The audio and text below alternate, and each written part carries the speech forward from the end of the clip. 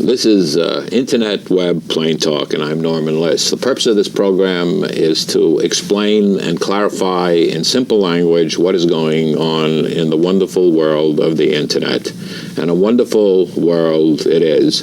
But it's also a strange world because a lot of people don't know whether or not they should be involved with the Internet now, either as a provider of information or as a obtainer of information, or to get their organization involved or their clients if they represent organizations. On January 17th, at the meeting of the Advertising Club of Westchester, which will be held at Doral Arrowwood, there will be a meeting to discuss that very question: should I get on the Internet now?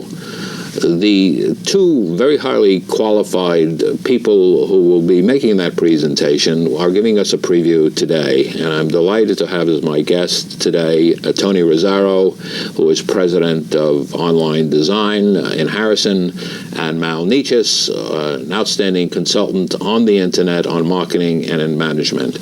And so I'm so glad that you came here today to give us this preview and just a taste of what people can expect on January 17th. So let's talk about the pros and cons of getting on the Internet now. Why now? Or why not now? My answer to that is you get on now because this is the learning time. This is the time to get ready, to learn the skills, the techniques, to develop the confidence to make the mistakes before everything really becomes important or serious. And in some cases to be successful. Now? Yes, absolutely. Are you saying, Tony, that if you're not on the Internet now, it may affect the success of your business in the foreseeable future? Absolutely. Why? Well, I think that to be, as Mal said, to be learning all the types of things that you need to learn now, as it's a growing industry, as it's in its infancy, is an extremely important time to entrench yourself. And to perhaps find out what those objectives are. But are people wasting their time now in learning? Is the success? We hear so much talk about the fact that having a website, being on the Internet, is not profitable now. And I know there are instances, and I'm sure that you two know about some of them or involved with some of them, but we hear that it's not profitable. It's a stage where people are spending an enormous amount of money in doing it. But is this the time to start the learning curve? And why not 6 months from now or a year from now? The question here is now. If I sound like I'm playing devil's advocate, it's because I'm playing devil's advocate here. It's an excellent question, though, Norman. And I think the reason is that if you focus on the right set of things within your own world, you can be successful even in the short term. Part of it is picking the right place to get started. Part of it is picking the right way to get started. Part of it is having the right expectation. If you are a first-time skier and you go to the top of the tallest mountain, there's a good chance you're going to fall down and hurt yourself. If you start in the right place and in the right way, there's a good chance you will be successful at that level and develop the skill and the self-confidence to go to the next level. So why should I get involved? Why can't I just read books about it, and so when the time comes, I'll be educated? Why doesn't that work? I think because by the time that you wait and the time that you become educated enough, and I don't think anyone will ever become educated enough at this sort of groundswell that's going on, I think a lot may have passed you by, and a lot of those opportunities that are going on at this stage of the growth of the Internet will be lost in 6 months or a year. Changes are happening that fast? Absolutely. Now, you've both been... But more important from my point of view, you can't learn this kind of stuff from books or from lectures or from presentations. Some of it you have to experience. It is, in a sense, like adolescence. It's a terrible time for lots of kids. But if you don't have that experience, you really don't come out the other side as a whole adult human being. You just need to go through that. You mentioned skiing. It's like you can't learn to ski from books, but you have to go up on the slope. To go on the slope. Yeah. But who are we talking about? Now, we're talking about the people who are getting information for personal use. We're talking about people who are are getting information for business uses, large companies, small companies. We're talking about people who provide information, large and small, and beyond that? All of the above. All of the above, without a doubt. Plus those who want to service those three sets of readerships that you just described, who need to learn how to service a readership or how to service a constituency, need to learn now. Again, playing devil's advocate here, the fact is that if you're not on the internet now, in any of your manifestations here, if you're not on it now, it's pretty costly to get on. You have to buy equipment, or you have to turn to a specialist like yourself to devise a website. And of course, you're probably the most successful in this area. And I know you just come back from Europe, where you're doing it all over the world. But you're not doing it from a technical sense, though, are you? Well, yes, we're doing it from a sense technical, content, marketing, and objectives. So we're trying to encompass all of those aspects. But to answer your question, I think it's actually getting less expensive. And I think it's getting less expensive as time goes on. Excuse me. If you think about how expensive it was 6 months or a year ago to do the types of things that you can do today. Now, who are you talking about? The people who are providing the information? I'm talking about both. Whether you're looking for information to do research or just to gather information for yourself or your organization, or if you're thinking about giving content, giving information, and gaining objectives and so forth. Accessing, as you know, there are price wars going on. There are easier ways to access than ever before. There are better tools and techniques that are easily available and for free in many cases. That's right. That make it possible for you to do things. There are little, what are called applets, little examples of solutions that make it easy for somebody to create a new thing because somebody did it before. It may be a small piece of it. I'm going to provide you a map. I know how to do a map, okay, and I know how to put it on my site, and therefore I can use it to show all the retail stores that I have in this geographic area. I mean, but it's learning from that. But you don't have to devise this map, do you? Right. It's already been done for you. There are many things that, as this whole culture grows, as this whole momentum continues to feed itself, as norms, as we talked about earlier, all of this momentum is feeding not just knowledge, but it's taking away from the bottom line of technical. So what used to cost an enormous amount is now much less. In many ways. 2 years ago, you'd have spent to bring up a website or to become capable of looking at web material, you'd have spent 80% of your time and resources just on the technology. Can I make it happen? Today, most of us are learning to spend 80% of our time finding, what do I need? How do I use it? How do I get to it? The technology has begun to move into the background, just as driving a car. I mean, I don't need to think about it's how not does so hard to do, is what you're saying. Or costly.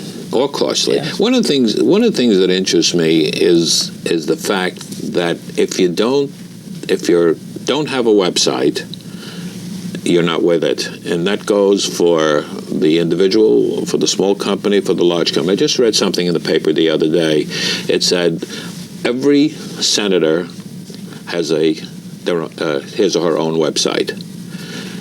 But this story in the Westchester paper said, but, and that's the key word, only one local congresswoman has a website. Think about that. But, which means she's not, anybody else who doesn't have it is not with it. Now, if you don't have a website, if you don't have an email address, and you're dealing with someone else, you're not with it. It is a positioning statement about your company, yourself, what have you, but it's also a reality. I mean, in many instances, the need to communicate in this medium has become the norm. But let's talk about email. I do a lot of email, but a lot of email doesn't get answered. Someone used a very interesting expression to me the other day when I said, why aren't people replying to email? And he said, well, email is is like an air ball, or, tree in the forest. If nobody is looking every day or every hour, or flash sessions, as some people do, where it automatically pops up on your computer if it's turned on, then what's the sense in doing it? It's like not checking your answering machine, or not looking at your fax machine, or not reading your mail, letting your mail pile up until you don't use it. Are people being attuned to say, I've got to check my email constantly? More than ever before. And yet you still have a whole group of folks who will not respond to any communication medium, regardless. And you were in that business for a long time, that said, I send out 100 pieces, a small fraction of that mail gets even looked at.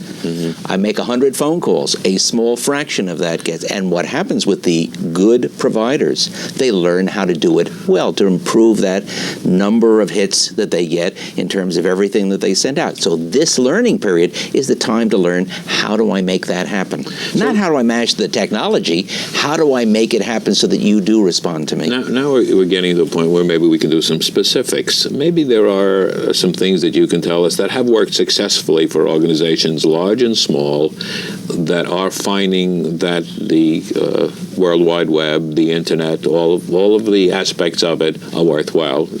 What comes to mind? Well, I think one of the first ones just happened the other day. Is a company called AP Products right here in Westchester. And the site went up, and it hadn't even been announced yet. It's not necessarily in all the search engines. You can't readily find it, in other words. But the amount of emails that they received in the first 4 days, I think, was close to 500. Boy. Now, it's interest, curiosity, a way of communicating to this particular company that many people could have never done before. Yes, they might have sent a letter to the president. Yes, they might have. But why? I mean, because it's easy. How did people know to go and to respond to them? Because people are becoming much more astute at finding their way. How do they find their way to this company? They were able to find it. Once you're on, you are on, even though you have to market the site. You still are on. How do they market it? Imagine when we start to market that site. But when that site goes live, anyone really can find it. So someone was looking for something that pertained to this particular company, in which case it was their product line, and found this site. So someone searched for a specific product and was led to this site? Was led to this site. And there are many ways to find a site, but that's one. The interesting fact, though, is within just a few days, the amount of correspondence, which shows, again, that it's an easy, fast access to information, companies, background materials. Even as Mal said earlier, hey, where can I find this product now? Show me a map on where the retailers locally. Just that alone, that kind of information to be able to get. I know that a number of restaurants in Westchester are on a site, and they're offering coupons that you can print out and take there and get $5 or $10 off for a special day. So they're couponing, and I've talked to some of the restaurateurs, and they are working. It is working for them. It is definitely working. I do want to continue with some more examples, but first I do want to remind our viewers that we're talking today about the subject, should I get on the Internet now? And again, this refers to people who are seeking information, people who are providing information. It refers to organizations, it refers to clients of people who may be watching this program. And this is a preview of a program that will be at the Advertising Club of Westchester's meeting on January 17th at the Doral Arrowwood. At this point, I do want to tell you that there is a telephone number that you can call to find out more information about this meeting and how you can attend it and how you can personally listen to Tony Rizzaro and Mal Nechis on this subject. And the telephone number to call is 914-734-4482. 734-4482. And we'll put that up in the closing credits. It might be very interesting for you to attend if you want to know more about the subject that we're just touching on today. Let's go to some more examples now. Let's take a trite example, which I think many of your viewers might recognize. Nothing to do with business, having to do with the kinds of things that you and I do as human beings. I needed to visit in this past couple of weeks 2 of my granddaughters, one who lives in the Boston area, one who lives north of Albany. One of the simple things I was able to do was to find not only where they are and maps from their house to each other's house, but really, in effect, a triptych that said, take the following route, go to the following route, go to the next route. It literally led me to the exact next spot with absolute minimum of trouble on my part and absolutely correct. I picked up information that I hadn't had before. I would have gone a long way around. Now, the procedure is, what do you do in order to get that information? How do you do it? I looked up a site that has maps. I gave the site the information about my first daughter. I gave the information about my second daughter, the address, simply the street address. 425 Bedford Street, Concord, Mass. And I gave the next address, Derby Road. You shouldn't be doing this. Everybody's going to be visiting. Please do. I hope they will. My granddaughters are just wonderful to visit, even if they're not on the net. But being able simply to tell those 2 sets of information, the computer came back, the website came back and said, let me tell you how to get there in the most expeditious fashion. And here's a map that will show you all the... Is it worth it to invest in a computer that has a modem and to to pay whatever it is to have access to the web for information of that nature for the average person? The answer is, where do you want to go with that? If you are ready to learn, whether you are an adolescent, or whether you're a grown-up adolescent in this world, and you're ready to learn what's happening, this is the time, and it is worth the money. One of the things that we hear about, and I'm sure you've heard it a great deal, is that it becomes addictive. Very much so. There are stories in the paper now about the fact, since people are offering plans which are unlimited time, that people leave their computers on so they don't let go of the telephone connection. They leave it on all the time. Addictiveness is a subject. Is it a serious one?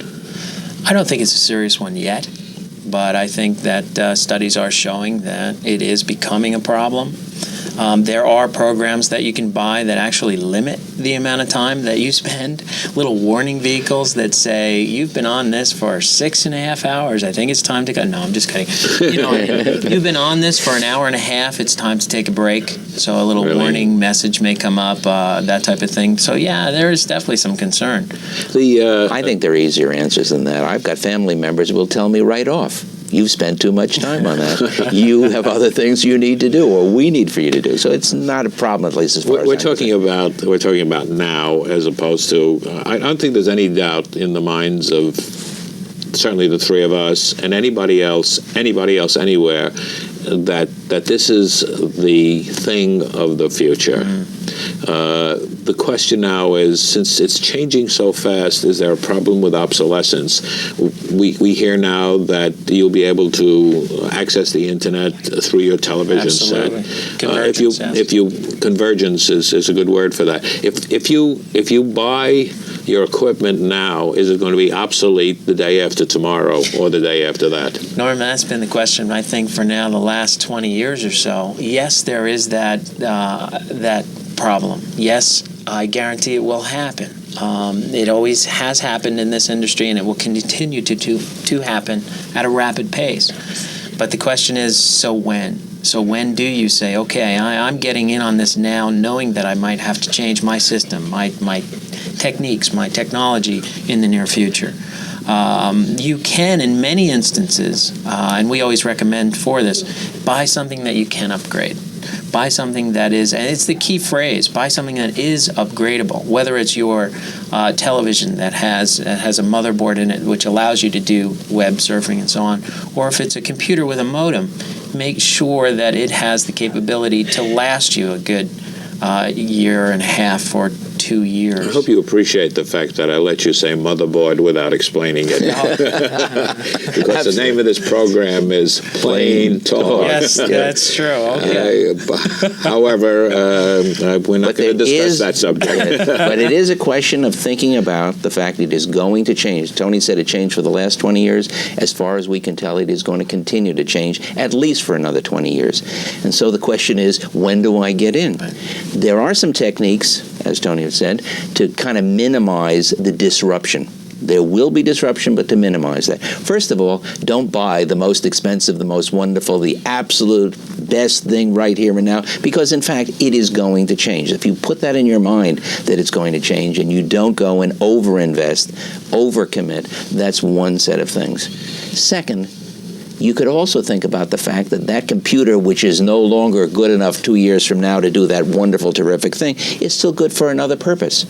To write letters, to do your bookkeeping, whatever it is. And so you can continue to use that computer for an extended period of time. And then finally, there are a lot of organizations, not-for-profit organizations, and others, who would love to have that old computer. And why don't you just give that away and go on to the next thing? It is going to happen. What I like to pursue is what is being done effectively now? What type of organizations, what type of information is successfully being given, whether they be nonprofit organizations, small companies, large companies? Let's have some examples of what works and what is working and is working effectively, and not just in the learning process. Yeah. Well, I think that there are many different examples of success. Let's call it that for a moment. And the success could be, there are people, yes, who are making money off of the internet, although there are not many. But there are also a lot of other types of successful stories that could be had.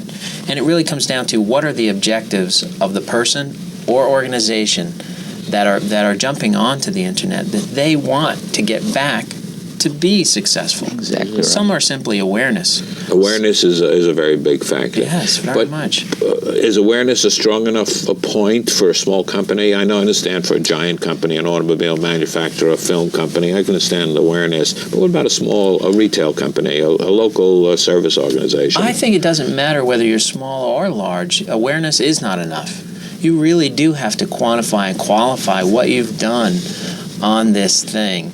Why did you spend the money? Why did we spend the time? You really have to be able to, in a short amount of time, because that's what the internet's all about. It's instant gratification in many instances.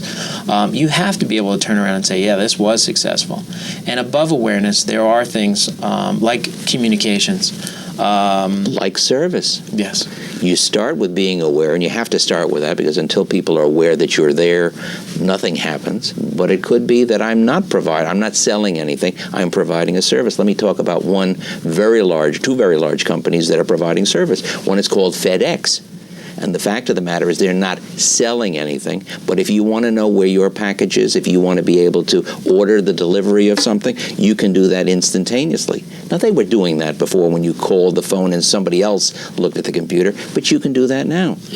UPS comes back and says that's not good enough simply to track your packages. Because all of this information is in the computer, let me show you all of the packages you have in a geographic area, or if you've set it up properly, let me show you all the products that you have by product type in a geographic area so that you can begin to manage that. Are they selling? Yeah, in a sense they're selling. And they know full well that they are not losing, that they're not having the kind of customer turnover. But they're doing more than selling. They're providing a service which helps them to solidify their relationship with their customers, That's right. Which is very, very important. Local retailer, is there value for a local retailer? I think the answer to that is yes. I mean, there are a lot of folks. Well, we have a fellow up in Briarcliff who runs a travel agency, a traditional travel agency, and yet he's been able to carve out a small niche for himself in terms of golf vacations to various locations that you might like to go, and using that as a way to get attention, not only from the people who live around Briarcliff or who live 10 or 12 or 15 miles, or even who pick up the Yellow Pages in Westchester. He can pick up clients, even get the dialogue, get the awareness and then the dialogue with people who may be zillions of miles away and still begin to do business. And he spent very little money to get that going, a lot of thought, a lot of trial and error till he got a message that did sell, that did make awareness, that got people active, that got people to come back a second time to think about, gee, I might spend that kind of money. I might go to that location.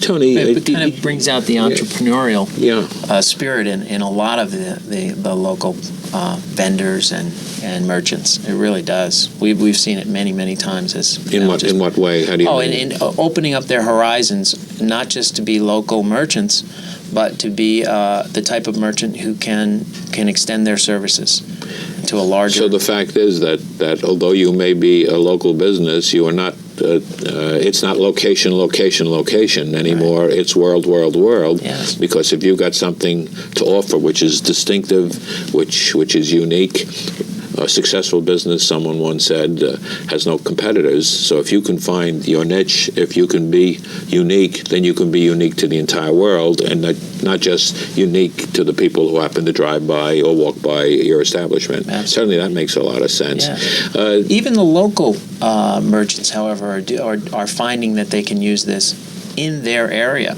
As you said a moment ago, there are restaurants who are locally finding success by sending out discounts to entice someone to come in and visit, perhaps for the first time or repeat visits. So even though they're on a global medium, they can hone in on their local area to get response. Well, it's very, very obvious from the things that you're saying that the future is now. Yes. That this is not a time to wait. That this is a time to really get in there, learn, be involved, and what I feel, from my personal perspective, I would not have it any other way. I find that a lot of people who are not involved, who are reluctant to get involved, come to me and said, I need an address of somebody. Well, I've got the white pages and the yellow pages of the world at my disposal. Or I want to know the address of this company. I want to write to them. And I can find that in seconds. And in many cases, the leading executives in that company, so that you can write directly to a named person rather than to who may concern, kind of a thing. Well, I'm telling you that you just touched on what you're going to talk about. I know on January 17th, and I thank you for coming here and giving us this preview. It's been great. We're talking today about should I get on the internet now? It's a preview of a program that Tony Rizzaro and Mal Nechis will be presenting at the Advertising Club of Westchester at the Doral Arrowwood on January 17th. It's going to be a tremendously interesting and valuable meeting. Go there, enjoy it, learn about the internet. I'm Norman Liss. This is Internet Web Plain Talk, and go do it.